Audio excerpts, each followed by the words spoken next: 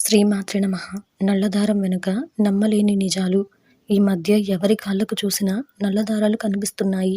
గత 20 ఏళ్లుగానే ఈ ట్రెండ్ మరీ ఎక్కువగా కనిపిస్తోంది. వాస్తవానికి నల్లదారం ప్రతి ఒక్కరూ కట్టుకోకూడదు. నల్లదారం కేవలం చంటి పిల్లలకు మాత్రమే కట్టాలి. అది కూడా 6 నెలలు వచ్చేంత వరకు మాత్రమే కొనసాగించాలి.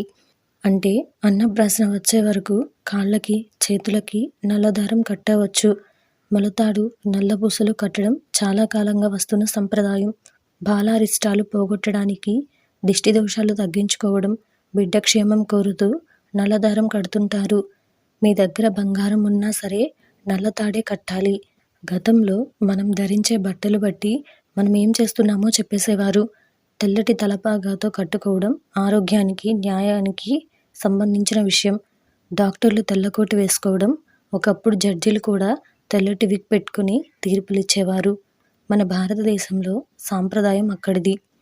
ఎర్రటి తలపాగా పెట్టుకుని, ఎర్ర కండువా కట్టుకుని పని చేయడాన్ని అభిచార కర్మ అంటారు.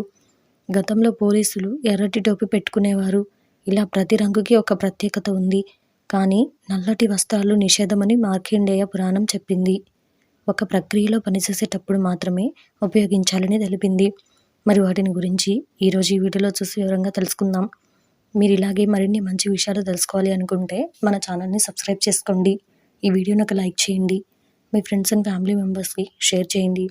ఇంకా విషయంలోకి వెళ్తే, పిల్లలకు, వ్యాధిగ్రస్తులకు మాత్రమే నల్లదారం కట్టాలి.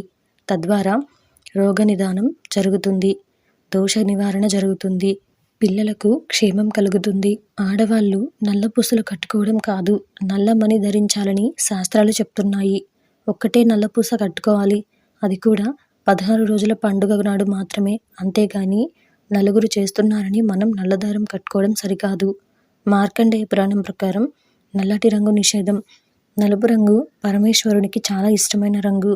ఇప్పటికే పసుపు తాడు, ఎరుపు తాడును ధరించిన వాళ్ళు నల్లదారం ధరించకపోతే మంచిదని చెప్పవచ్చు.